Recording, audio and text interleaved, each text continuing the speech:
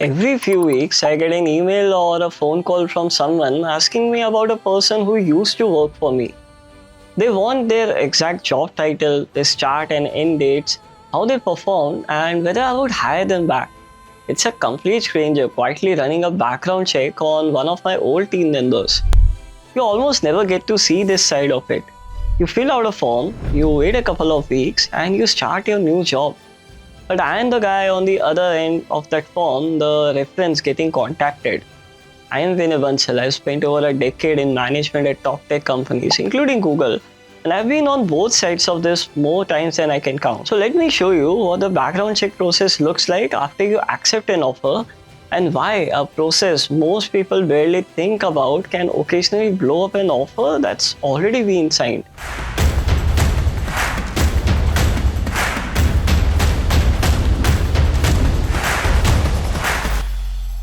It starts with a form in your inbox, the background verification form, and it asks you about your entire history in detail. For every company you have worked at, it wants the company name, the full address, your job title, and your exact start and end dates.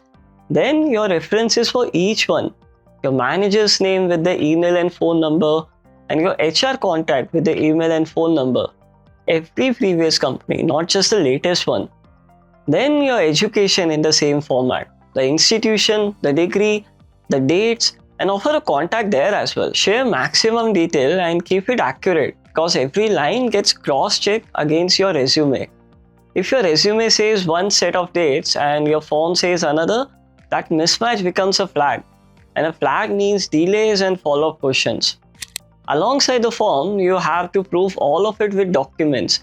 And this is where people get caught off guard, digging up paperwork from years ago. You'll be asked for last 3 to 6 months of payslips or bank statements, usually from your most recent employer, and relieving letter or experience letter from the companies you worked at, and all your education degrees and certificates. When you upload your payslips, the background check agency like HireRight might tell you to redact your salary and compensation first.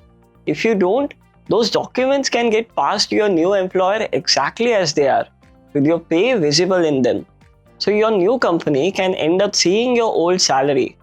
Black out numbers before you upload anything in these cases. Okay, so once you submit everything, it all goes to the verification agency, usually a company as I mentioned, HireRight, along with your resume.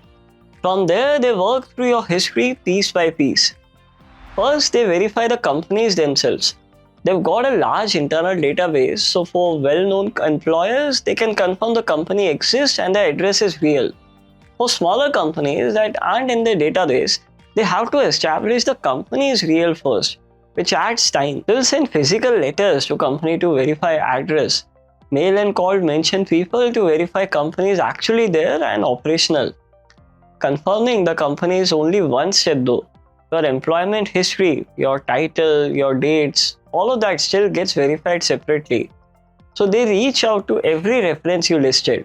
They email your old manager and HR, they call them, and for companies, they'll often mail a physical letter to verify the office address. When they make contact, they usually share your resume with that reference and ask them to confirm it matches with what they remember. When I get one of these requests, it's a form or a set of questions and they fall into a few buckets. The mandatory ones are your tenure, meaning your exact start and end dates, and your title. The agency has to confirm these. So if I don't respond, they don't give up. They follow by email and phone again and again until I confirm that. They will get those two facts one way or the other. Then the optional ones. They ask about your performance and they ask the big one. Would I rehire you? The rehire question carries a lot of weight because it's a simple yes or no that sums up how you were actually seen. Sometimes they'll also ask why you left. If the manager you listed has left that company or just won't respond, it's not a dead end. The agency comes back to you for an alternate reference or accept other proofs like your offer letter or payslips. So the reference you pick matter. Don't default to whoever's title sounds most senior. Pick the manager who will actually speak well of you because on those optional questions, the answer is your reputation. Your education gets checked as well. The agency reaches out to your university to confirm your degree. For a lot of institutions, this is quick because the university runs a paid verification service. The agency pays a small fee, submits your details, and the university sends back an official conversation, usually within a week. For institutions without that setup, it's slower and manual. The agency emails the right department and wait for someone to respond. So either way, the degree gets confirmed.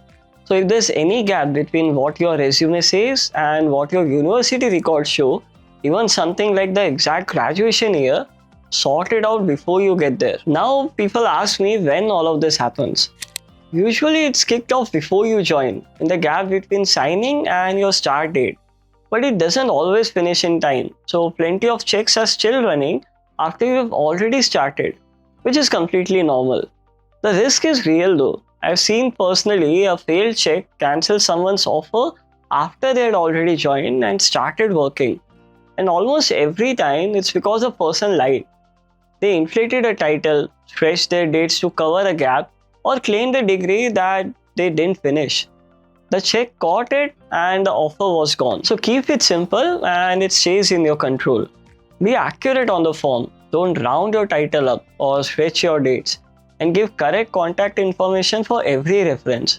You don't need to warn your old manager or HR that a check is coming. It's a routine for them. Just one exception might be if a former colleague that you have listed as a reference, where a light head up is a fair courtesy, though even that's not usually needed. See, every case is a little different. Maybe you got a gap on your resume, a company that shut down, or a title that changed halfway through.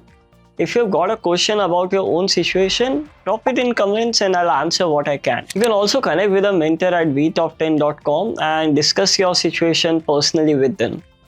When you strip it all down, the whole process rewards one thing: honesty. If everything on your resume is true, the entire check is just paperwork happening quietly in the background.